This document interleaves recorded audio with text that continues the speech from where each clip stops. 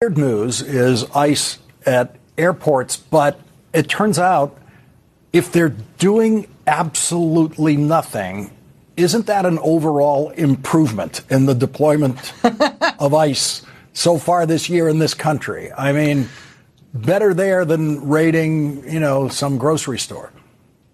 Yeah, I mean, yes. They've taken their masks off. So now we can see who works for ICE. B, it's not great that they're additional crowding in the terminals and presumably creeping a lot of people out in the terminals. But C, what we're hearing anecdotally and sort of seeing pictures of and sort of getting anecdotal information about in terms of their behavior is that they seem to be going to the Dunkin' and looking at their phones.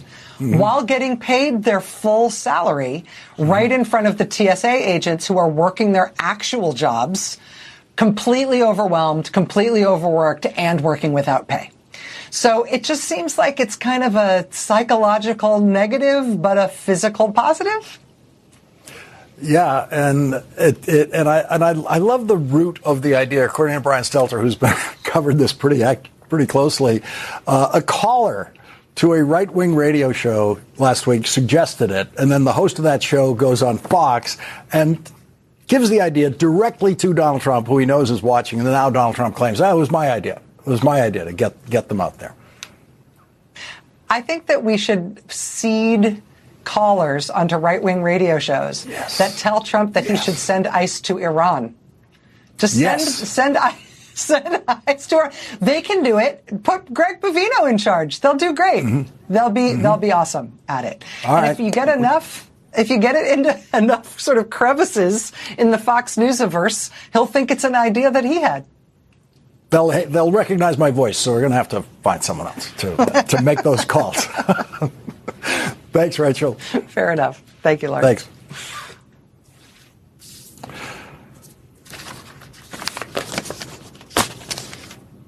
This despicable human being. He's stupid as well as being ill-tempered. Those aren't my words because I would never call Donald Trump ill-tempered. This despicable human being is how the Republican leader of the United States Senate in 2020, Mitch McConnell, described Donald Trump in an oral history after Donald Trump lost the 2020 presidential election. In late December of 2020, Mitch McConnell said, "He's stupid," as if it was a known fact, like planet Earth is round, something beyond dispute. This despicable human being. Stupid does not equal despicable. Sometimes Donald Trump can just be stupid, like when he's talking about tariffs. But when Donald Trump manifests, in Mitch McConnell's words, as this despicable human being, his stupidity is the least of what is so despicable about him. And so this weekend, this despicable human being became the first president of the United States to say, "I'm glad," when a good and faithful servant of the United States died. Robert Mueller was everything Donald Trump could never be: smart, highly educated, wise, and faithful. Faithful to his one and only wife, faithful to his two daughters, faithful to all of the oaths he took as a United States Marine, a federal prosecutor, FBI director, and faithful to his country. Donald Trump's deep and irreversible perversion blinds him to human decency. He does not know what it is. He does not know how to imitate it. And so because Robert Mueller served as the first special prosecutor to investigate Donald Trump in his first term as president, and because Robert Mueller successfully proved that Vladimir Putin and the Russian government did indeed interfere in the 2016 presidential election to harm Hillary Clinton and help Donald Trump, and because Robert Mueller sent Donald Trump's campaign manager to prison and mounted other successful prosecutions against Donald Trump's associates, when Robert Mueller died on Friday at age 81, Donald Trump said, "Good, I'm glad."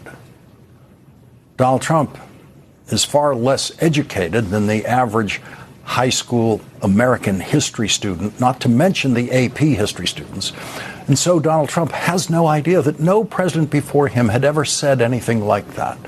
Donald Trump doesn't know that Richard Nixon said nothing when Leon Jaworski died.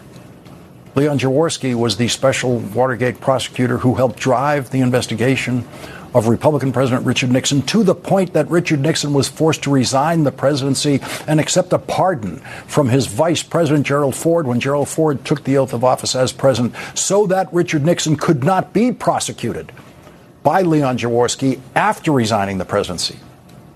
Leon Jaworski led a prosecution team that convicted 48 members of Richard Nixon's administration, most of whom were put in prison, including Richard Nixon's White House chief of staff and his White House counsel and his attorney general. Leon Jaworski completely destroyed Richard Nixon's life. And when Leon Jaworski died, Richard Nixon did not issue a public statement saying, "Good, I'm glad," because Richard Nixon, who was correctly judged to be a despicable human being, eventually by most Americans, at least knew what basic human decency looks like. And Richard Nixon knew that he should have nothing to say publicly about the death of Leon Jaworski. Donald Trump was in his 20s when Leon Jaworski was the most famous prosecutor in the world going after the President of the United States, and Donald Trump was in his 30s when Leon Jaworski died in 1982. Donald Trump was there for all of that. But because Donald Trump is not educable, he learned nothing from Richard Nixon's reaction to the death of his special prosecutor, the special prosecutor who completely destroyed Richard Nixon's life. And so historians have yet another marker to prove which of these two human beings was worse, Richard Nixon or Donald Trump. Aside from judging them as presidents, historians will have no difficulty judging which one was the more despicable human being. Donald Trump's vice president, James David Vance, ducked the death of Robert Mueller on social media and said nothing. It was the vice president who said that anyone who would say a negative word about Charlie Kirk after he was killed had to be, quote, a disgusting person and deserved to be fired from their jobs in private enterprise and in government.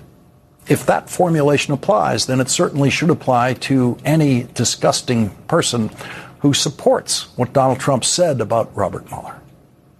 The most incompetent and lying Secretary of Treasury in history, who seems to believe he is good on Sunday morning television, such that he continues to go on to humiliate and debase himself every Sunday, demonstrated his rank ignorance yesterday when asked about Donald Trump's despicable statement about Robert Mueller.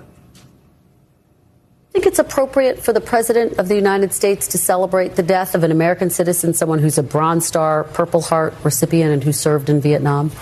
Kristen, I was with the President in the green room at Davos, and there was a video playing of what may have been an illegal raid on his home at Mar-a-Lago. They are going through his wife's wardrobe, and I watched the look in his eye, and I think that neither one of us can understand what has been done to the president and to his family.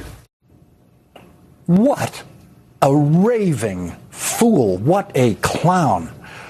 Couple of things. First of all, what was done to Richard Nixon by special prosecutors was much, much worse than what happened to Donald Trump. And Robert Mueller closed his investigation of Donald Trump 3 years before the FBI's totally legal raid of Donald Trump's residence to retrieve classified material for which Donald Trump was charged with federal crimes by a different special prosecutor, who the oblivious Scott Bessent, the lying Scott Bessent, doesn't seem to know is named Jack Smith. While he was at it, the Treasury Secretary humiliated himself as a military strategist, saying, quote, "Sometimes you have to escalate to de-escalate." Needless to say, he doesn't know what he's talking about. Unlike Robert Mueller, Scott Bessent never dreamed of serving in any capacity in the military, and in fact, legally would not have been allowed to serve in the military when Scott Bessent was of enlistment age, because Scott Bessent is a gay man, married to a gay man who has 2 children. And during Scott Bessent's years of military enlistment eligibility, it was completely against the law to be gay in the United States military. Scott Bessent was an outlaw in the eyes of the American military in those days. And so he never faced the kinds of moments Robert Mueller faced in Vietnam when, as his Bronze Star commendation says, Robert Mueller personally led a fire team across the fire-swept area terrain to recover a mortally wounded Marine. Scott Bessent has absolutely no idea what it feels like to decide to risk your life to save someone else's life. Most of us have lived safe enough lives to have no idea what that moment is like. Lindsey Graham has no idea. Lindsey Graham went from calling Donald Trump, quote, a jackass when he was running against Donald Trump for president in 2016, to playing Donald Trump's jackass on TV, as he did in utterly despicable style yesterday. Senator Lindsey Graham served in the Air Force as a lawyer, far from any combat. And yesterday, before Donald Trump announced his panicked retreat in Iran this morning, Lindsey Graham urged Donald Trump, who avoided military service during the war that Robert Mueller served in, to send in the Marines to seize Karg Island and run it. We got 2 Marine expeditionary units sailing to this island. We did Iwo Jima. We can do this. We.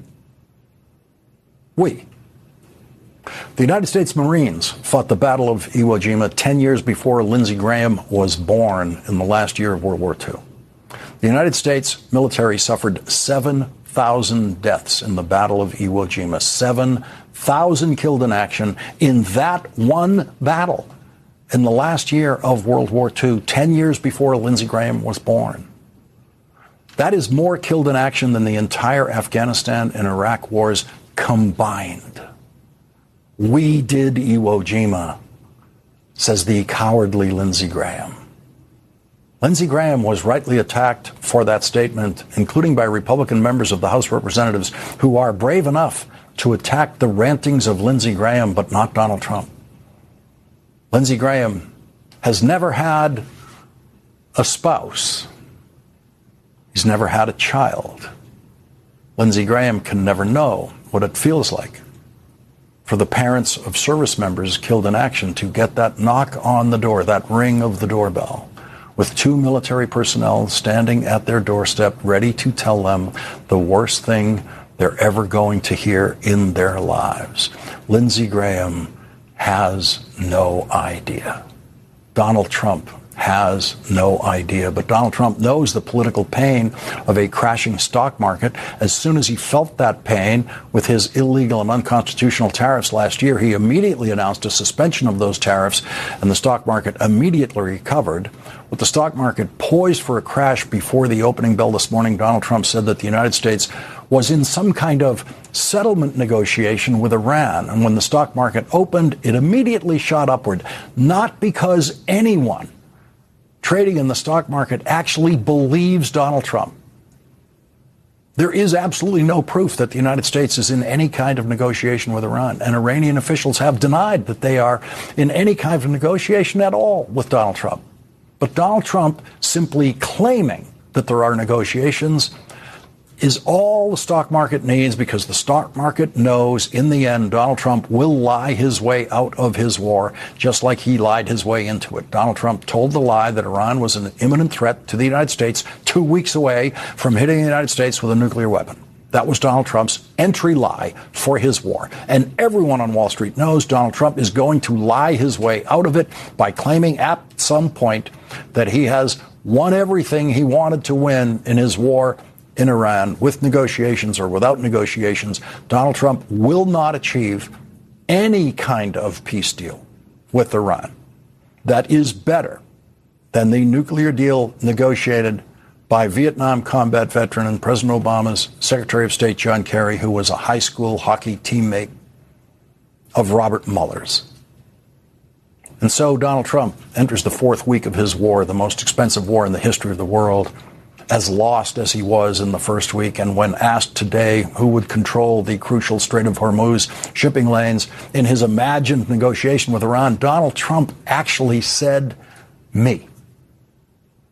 Me and the Ayatollah. Quote, me and the Ayatollah. And with that, no stupider thing has ever been said about the outcome of a war by a president of the United States. Donald Trump knows that Wall Street has a phrase for his retreats on tariffs and now on war. Wall Street calls it taco. Trump always chickens out. And mindful of the reputation he has earned on Wall Street for chickening out on his own threats, including his threat to commit a war crime of bombing of Iran 2 days ago, which he retreated from today, bombing civilian targets, when Donald Trump was describing his imagined negotiations with Iran to reporters this morning, he said, quote, they called, I didn't call, they called, end quote. Such is the goofy insecurity of the man who knows he stands accused of always chickening out. They called, I didn't call, they called. His exact words. Before he became Donald Trump's pet, Senator Lindsey Graham had this thought about the person Mitch McConnell called this despicable human being. And you know how you make America great again? Tell Donald Trump to go to hell. Leading off our coverage tonight is Congressman Adam Smith of Washington State. He is the top Democrat on the House Armed Services Committee. Congressman, thank you very much for joining us tonight. What is your understanding, if we can have one, of the state of Donald Trump's war tonight? Oh, we don't have... Sorry, I was muted there. My apologies. Okay. No, look, he doesn't have a particular vision. I mean, his goal, his idea when he started was that he was basically going to do what he does in every aspect of his life. He was going to use coercion, violence, and action against people to force them to capitulate. So I think he imagined that at some point Iran would capitulate in the way that apparently Venezuela has. And Iran was never going to do that. Iran is an entirely different situation than Venezuela. So that was his goal. And now, as we're in the fourth week of the war, it's very clear that simply bombing them, however effectively, and I take the military at its word that they've been very effective in terms of knocking out Iranian targets, they can't knock out enough Iranian targets to get this Iranian regime to capitulate. So what now? I don't think Trump honestly knows. So he's making a bunch of threats in a bunch of different directions. People like Lindsey Graham are imagining that somehow we can send in 5,000 Marines and fundamentally change the situation. We can't, by the way. All that would do would be to escalate it and drive up the cost. So Trump's stuck, and I don't think he knows where to go, which is why I'm urging him to stop the war, at least stop the cost and the loss of life, and come up with a better plan. But he doesn't know where he's going right now. Well, he promised to be bombing civilian infrastructure sites as of this hour tonight.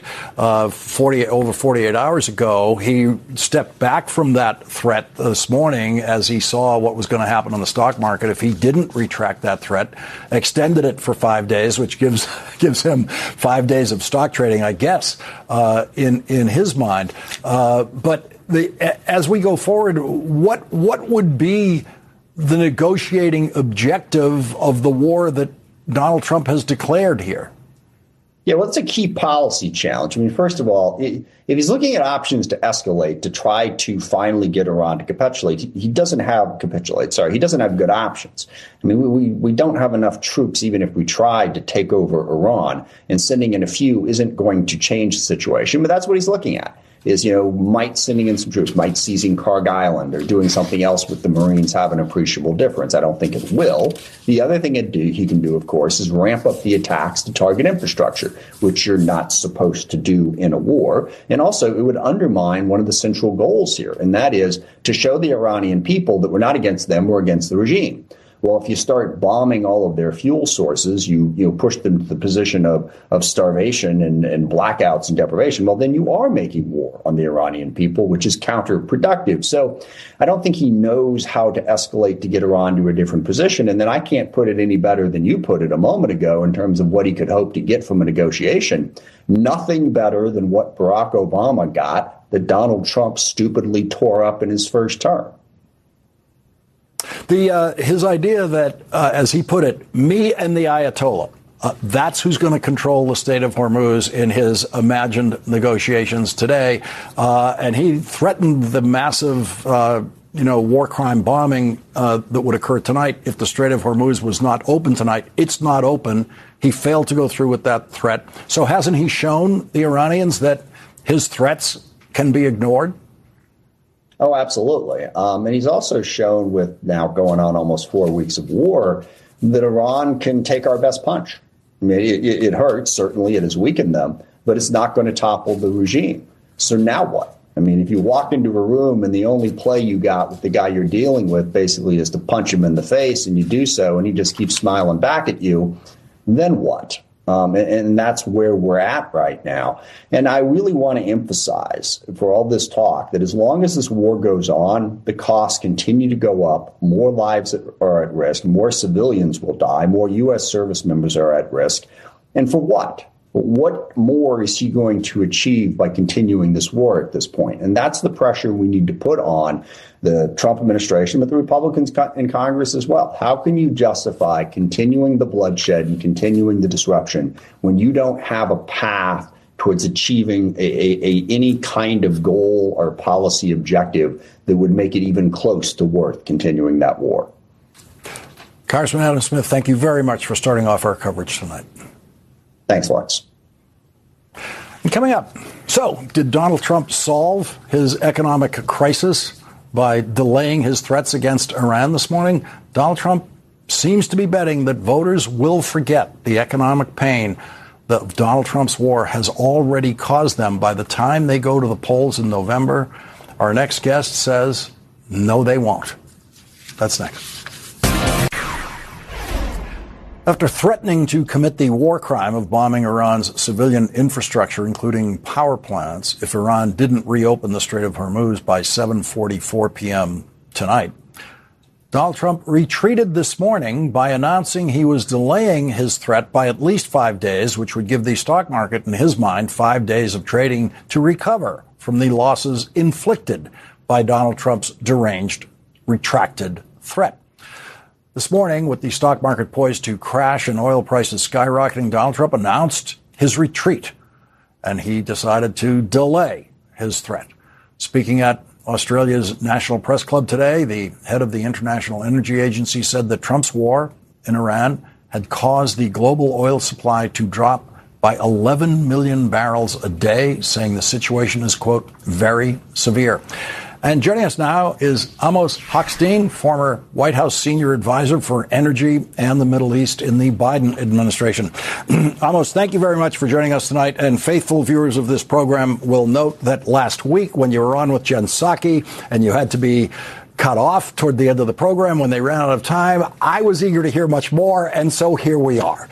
So please pick up exactly where you left off with the incorporation of Donald Trump's threat over the weekend, which is now retracted. And Donald Trump is probably thinking he has solved his economic problems by retracting that threat. Look, I think that there is throughout this war, once the Iranians made clear that they have the leverage of the straits, and with it, the energy crisis, and as I had said to Jen Psaki last week, this is not an oil crisis. This is the worst energy crisis we have ever seen. We have something in the 9 to 10 million barrels of oil that are off the market every day. out of about 105 million barrels that the world needs. But what we don't talk about as much when we focus on oil is that it's also diesel for all our trucks around the world, that it is jet fuel, and airlines are going to start cutting back flights and passing on to consumers, to passengers, to all of us, the cost of